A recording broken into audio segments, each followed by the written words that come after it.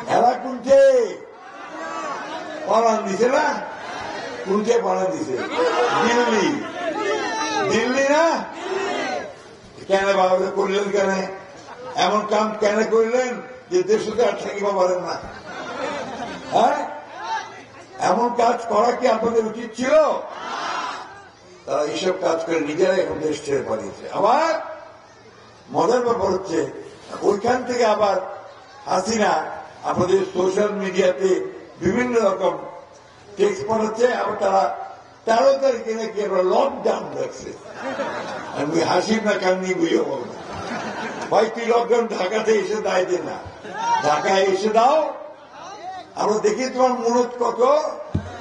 এই দেশের মানুষ যে তোমাকে তারাই বার করে দিছে, এটা কি তুমি ভুলে গেছো? আমরা তখনই বলছিলাম আপনি এই সমস্ত বাড়াবাড়ি করবেন না। বাড়াবাড়ির উপর ওরা পছন্দ করে না। মানুষকে মানুষ মনে করবেন, আর তা না হলে এমন একটা সময় আসবে যেদিন পাড়াবাড়ো পথটা খুঁজে পাবেন না। পায় নাই, তাই না?